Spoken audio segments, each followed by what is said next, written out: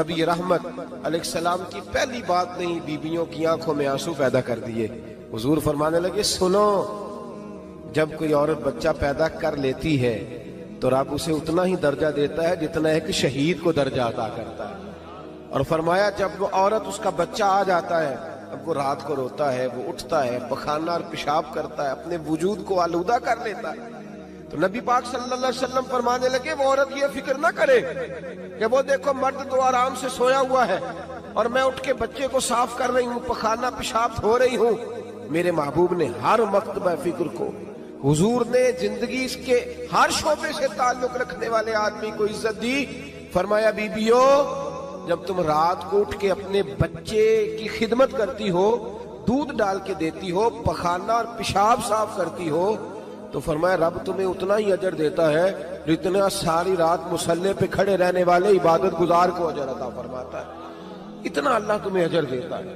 ہر شخص کے حصے میں، ہر شخص کے حصے میں میرے نبی پاک نے عزت لکھی، ہر شخص کے حصے میں.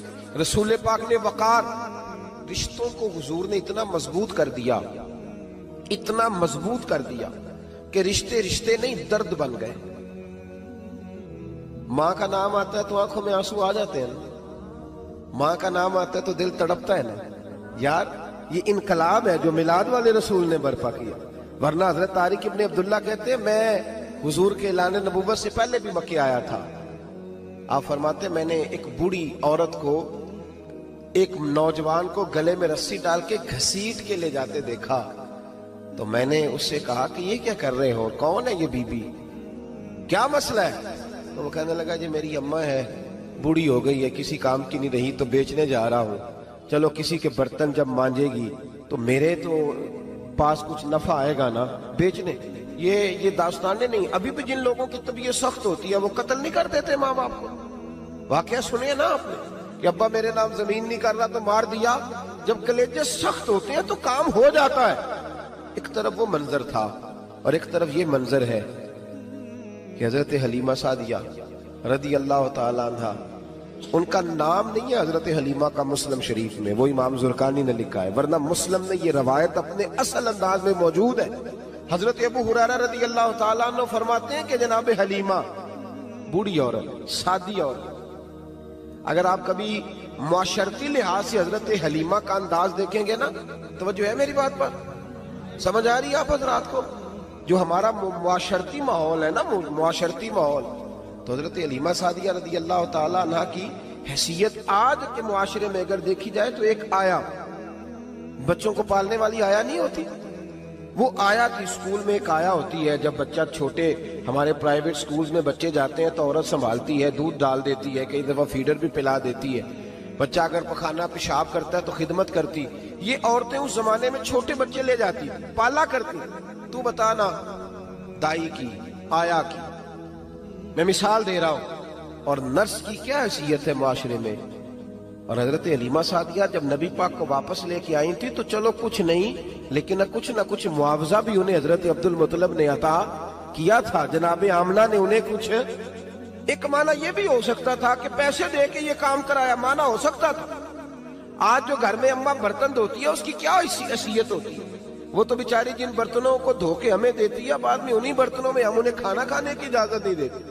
لیکن میرے رسول پاک نے رشتوں کو عزت دے دی، اس طرح کی عزت دی، اس طرح کی عزت دی کہ جناب حلیمہ مسجد نبی کا دروازہ گزری ہی تھی کہ حضرت ابو ہریرہ فرماتے ہیں نبی پاک منبر پر اٹھ کے کھڑے ہو گئے.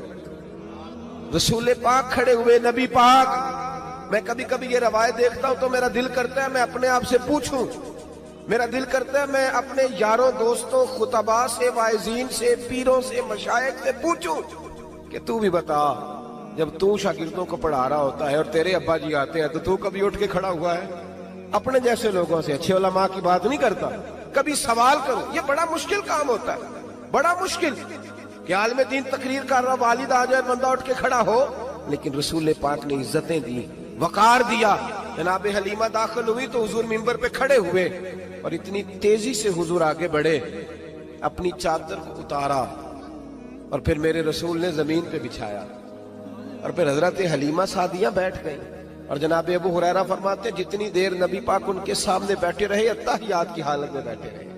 हुजूर ने रिश्तों को वो वकार दिया, वो हुस्न दिया कि रिश्ते दर्द बन गए हैं। अब माँ का नाम दिल में बाद में आता है, जुबान में बाद में आता है, आंसू पहले आते हैं। अब माँ का रिश्ता एक वकार है, एक हुस्न। अल-हावी लिल फतावा में इमाम जलालुद्दीन सयूती रहमतुल्लाह लिखा है, फतह मक्का के बाद ना कमाल हो गया। वराईत अन्नास यदखुलून फी दीनिल्लाहि अफवाजा, फौजों की फौजें दीन में आ गई। एक जमाना तन्हाइयों का होता है, एक उरूज का होता है। उरूज के जमाने में बड़े ताल्लुक, बड़े रश, बड़ी बातें। अब हाल ये था फतेह मक्का के बाद के पहले तो एक आध आदमी कलमा पढ़ता था, फौजों की फौजें आती। एक दिन ना नबी पाक नमाज पढ़ाने आए मस्जिद में। मेरे नबी पाक सल्लल्लाहु अलैहि वसल्लम जब मस्जिद में आए तो मस्जिद खचा खच भरी हुई, गलियां भी भरी, 10,000 के करीब लोग मदीने में जमा है हुजूर के पीछे नमाज पढ़ने के लिए। पढ़िए सल्लल्लाहु अलैहि वसल्लम। नबी पाक सल्लल्लाहु अलैहि वसल्लम तशरीफ लाए ना, जैसे ही मस्जिद में दाखिल हुए तो 10,000 का मजमा उठ के खड़ा हो गया। हमारे लिए लोग खड़े होते हैं तो हमारी आंखें पुरनम नहीं होती, बल्कि हम अपना हक समझते हैं। हम कहते हैं इनका बनता है खड़े होना। हालांकि भाई दुनिया सब के लिए खड़ी नहीं होती। जब कोई खड़ा होना तो नजर झुक जानी चाहिए और तेरे दिल में ख्याल आना चाहिए कि या अल्लाह मुझ पे रहम ही रखना, ऐ अल्लाह मेरी पर्दा पोशी करना, या अल्लाह ये तेरी दी हुई इज्जत है, मेहरबानी कर, खुफिया तदबीर से महफूज फरमा। कि हमें एहसास नहीं होता इल्ला माशाअल्लाह। अल्लाह के महबूब दाखिल हुए तो 10,000 का मजमा खड़ा हो गया। 10,000 आदमी खड़ा हो तो एक कैफ बनता है।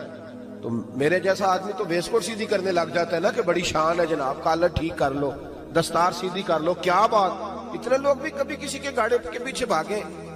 लेकिन नबी पाक का अंदाज क्या था? रसूल पाक की आंखों में आंसू आ गए। 10,000 आदमी खड़ा हुआ, हुजूर रो पड़े और इतना रोए कि जनाब अबू हुरैरा रदी अल्लाह ताला अन्हु फरमाते हैं कि मैंने नबी पाक के सीने से आवाज निकलती देखी। जब आदमी ज्यादा रोता है तो सीने से आवाज आती। हुजूर रोए कि सीने से आवाज आई। आप फरमाते हैं फिर हुजूर ने आंसू पूछे, फिर नमाज मुकम्मल हुई। जब लोग चले गए तो हज़रत अबू बकर सिद्दीक उठ के करीब गए, कहा या रसूल अल्लाह सल्लल्लाहु अलैहि वसल्लम, आज कोई वजह नहीं थी रोने की, आप आए हैं और रोना शुरू कर दिया। तो मेरे महबूब फरमाने लगे, आज जब मैंने अपनी वो शानें देखी, वो मकाम देखा तो मुझे अपनी अम्मा की याद आ गई। माँ की याद, रिश्तों को वो इज्जत दी, वो वकार दिया, वो हुस्न दिया। कहाँ नमाज के लिए लोगों का खड़ा होना और कहाँ अम्मा की बात छेड़ देना। मेरे हबीब फरमाने लगे, मुझे अपनी अम्मा आमिना की बात याद आई। मेरी माँ ने तो वो दौर देखा था जब वजूद पे कपड़े भी पूरे नहीं थे, दिल करता था आज अम्मा मौजूद होती, मैं नमाज पढ़ाने आता, अल्लाह अकबर कह के नियत बांधता, सुबहानक अल्लाह के बाद सूरह फातिहा पढ़ता और सूरह फातिहा मुकम्मल पढ़ लेता कि मेरी अम्मा आमना को कोई काम याद आता।